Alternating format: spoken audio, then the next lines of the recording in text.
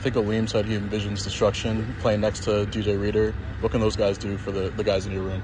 Well, tell Aleem I envision it too, so he better make it happen. Like that sounds good, but we got to put the pass on and make it happen. DJ Reader's been, if not the best, one of the, in my opinion, top 5 defensive tackles defending the run in this league for a while. We all know that.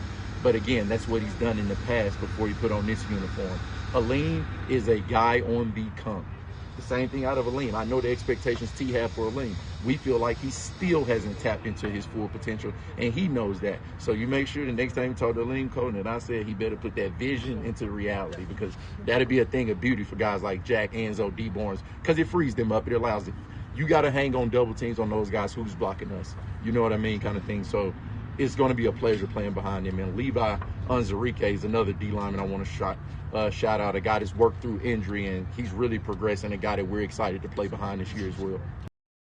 We talked about it. This is exactly what we talked about. This is why we've been so hyped, so high on the meat missile train. Why we've been saying Jack Campbell is going to be that meat missile this year is because you have guys like DJ Reader, like Aleem McNeil, and now like Levi Onwuzurike, apparently, that are going to command double teams, that you cannot block with one guy, that can stop the run by themselves. So that frees up your linebackers, whether it be Anzalone, Jack Campbell, Derek Barnes, Malcolm, Germ, whoever it is, to make plays, get in the backfield, and get those tackles for losses, because big, girthy DJ Reader is clogging up multiple holes with his sheer mass and tonnage. So I love to see that. I love to see Kelvin Sheppard giving those guys shout-outs, because the best thing for a linebacker is a good run-stuffing defensive tackle. Listen, multiple layers to this thing. Just like an ogre. But in all seriousness. And an onion. And an onion. And yeah. Anyway, in all seriousness, Calvin Sheppard wants him to do his thing, so he makes him look a lot better at his job. Yeah. Same way the linebackers want that too. That's exactly what defensive tackles do for you. That's exactly that is DJ Reader. You heard it right there, right? You look at his career sacks, Nick. I know you were big on that stuff, like with a lot of these guys coming out of college this year. But like, it's not all about the sacks. Sometimes it's just about like where you're able to disrupt in the middle. We talk about it every single time. It's because football is the ultimate team game. You got a dominant defensive tackle. Dominic Sue, Nick Fairley. I mean, I guess we did have a pretty nice secondary at that time. But they make it work. Secondly, I just love like just the Jedi mind tricks of these coaches. Like, and shout out to anybody who's ever had this experience. But like, to have somebody doubt you and prove them wrong, whether in a positive way or negative way, it's just like it's one of the best feelings, bro. It is truly one of the best feelings. Like, I have an example, like when I started the podcast in the basement. And obviously, if you start something from your basement and you're not fucking nobody and you're telling people, hey, check out my stuff, and random Facebook groups like, fuck you. You're a loser. Who the fuck is this guy? Yeah, and like, fast forward a year and you're taking pics of Calvin Johnson, Darren McCarthy, and you get to say, suck my fucking, because it pissed you off, right? It lit the fire underneath you, and it drove you to become great. And I had that experience in my life. It was amazing. Athletes have those experiences in their lives, getting drafted and whatnot too. Like, that's what this is for Calvin Sheppard. And in a positive light, obviously, because it's a team effort, right? They want the team to get better from it. But he's saying, yeah, Liam, talk that talk, but you got to show me, young blood. A lot of people in this league talk. Mm-hmm. It's one thing to talk, it's another thing to deliver. And that's that's the responsibility, I guess, the ball that he's putting in Aleem's court. And now it's time for Aleem and DJ Reader to show out. Our balls are in your court. Like, he's got to go out there and he's got to make the plays. Like, the hype is there. We saw a step up from him last year. We saw him go out there and be a very competent pass rusher as that secondary option. You see the body transformation that he went through, dropping that weight to be that guy. Now you got to go out there. You got to stay healthy. You got to do it for the whole season, because this isn't a little nice, cute story anymore. This is the Detroit Lions, and their mission and their goal and their expectations are to win a fucking Super Bowl. It's not, we're happy with being good. Oh yeah, we got to the playoffs. We won a playoff game. Yeah, no, we're not a little kid anymore, nipping at the heels. We're big dog barking on the porch. Like, you got to go out there and you got to fucking prove it every week, every play, every snap. Like, it's not take a snap off, take a series off. And that's what Calvin Sheppard, that's what these coaches, I'm sure, instill into these guys. Like, it's in the details. It is in the small things. It is in every play. You go out there and you punch them in the mouth. Like Marshawn Lynch said, you run through his face. over and over and over and over and over. And that's what they got to do, man. Especially this defensive line. They know how criticized they were last year. Yeah. They know how much pressure was on them last year. They got to go out there and they got to prove it. And they're not stupid, too. And it's like, this is a results-based business. Like you have to show us. It's all this team's ever been about. Even if you're signed to a big contract, and Amik Robinson, not even a big contract, but a bigger contract in his situation, right? A free agency contract. Amik Robinson, you still got to come out here and prove it. We just drafted 2 other guys that could easily replace you. And not in a disrespectful way, but that's just what it is at this point. Jack Campbell, yeah, first-round pick.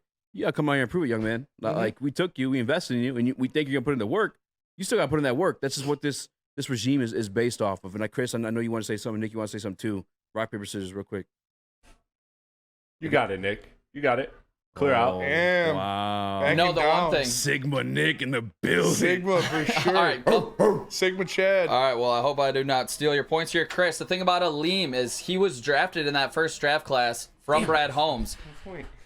And then you see, obviously, Sewell and St. Brown already got paid from this draft class. When Shepard talks about, yeah, he's got to actually prove it on the field, he does. And to a point that I made last Friday, if you want to actually win the big whole enchilada, you need disruption in the middle. When you think about the last 2 Super Bowl champions, it's the Kansas City Chiefs and the LA Rams. You think about Chris Jones and you think about Aaron Donald. So you think about Aleem and Reeder actually causing a lot of havoc. We can see it already, but we haven't seen it on the field. You know, we can envision it, but Aleem actually has to go out there and do it, and that's why I love that Kelvin Shepard's challenging him to do that. Chris, I apologize. How are you doing? How you doing? All right, J. Cole. Dude, that was J. Cole.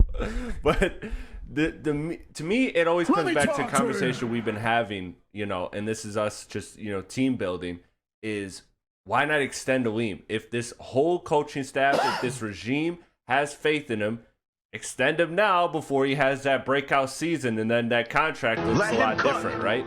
That's immediately where my mind jumped to when I'm hearing it, because you hear unanimous praise from the coaching staff about Aleem. So you know that organizational trust is there. Yeah. But you know, I just that's where my mind goes to, because I have no doubt the production side is boring. I think there's going to be an increase. I think there's no reason to expect to not expect that. I think because there's still more for Aleem to achieve. Like, yeah, again, we have these expectations, but he's once again got to go out there and show you. And that's just another piece of it for Aleem, right? That's more motivation for him to go out there and prove it. Calvin Shepard in that very clip said, you know, Aleem still got more to go. Aleem still got more to show. He point blank showed you. And I think Aleem knows that. Obviously, we've been asking for it. Like, us saying him making a jump still means obviously there's room to grow, right? Doesn't mean he's already in elite form or nothing like that. We expect him to make the jump because the pieces around him to do so. But now he's got to show that he can execute his end, because he's finally brought a piece that's going to help him eat. Now it's to see if he could actually do it.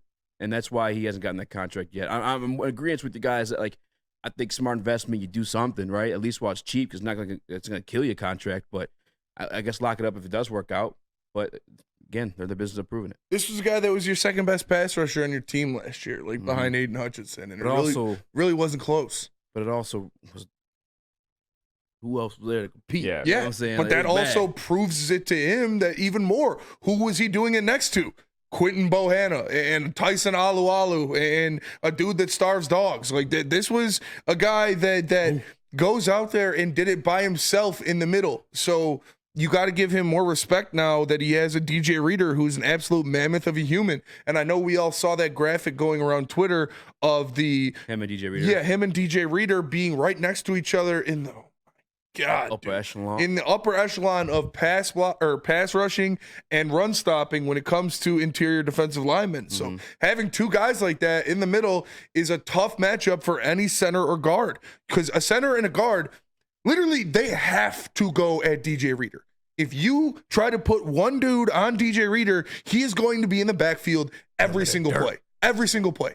So you need the center and the guard to go there. So that means Aleem McNeil is going to be getting one-on-one on the back end every single snap. And he is going to have a fucking year. And I just want to say this too, for the people that may be doubtful, or I guess maybe there's now doubt in their mind, just saying, obviously hearing it from the coach, and I guess me too just now, that Aleem still has to show you. There's still another guy in the wing, and his name is Wingo.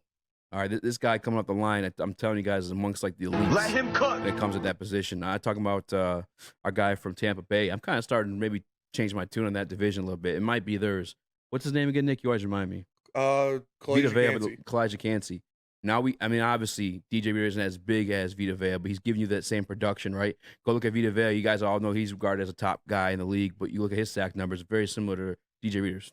There's not that many of them. Well, now you got your Vita Vea and DJ Reader, and then maybe, just maybe, and obviously in sparing fashion or obviously split reps between Aleem, especially if Aleem's producing, Wingo's going to be that too. So I don't think it's all on Aleem's shoulders, but there's definitely expectations for Aleem to produce with DJ Reader next to him. One thing that came out 5 days ago that got lost in the sauce a little bit was Justin Rogers tweeted out that Dan Campbell said DJ Reader is the only player on the roster not certain to be ready near the start of training camp, but the team expected that possibility when signing him. Do you think all of this Levi talk up that we're getting out of camp could be a reason for this? Or what? No, like the Levi hype up that we're getting. Like obviously with Reader not going to be able to participate early.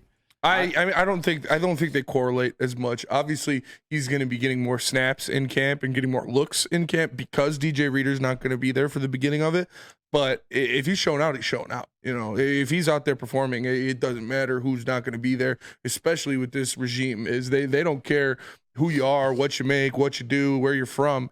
It's who is out there putting in the work. So if Levi's showing out, then I don't think obviously it's easier for him to get looks now because that's just another guy he's not going to be behind. But no, I don't think it correlates that much.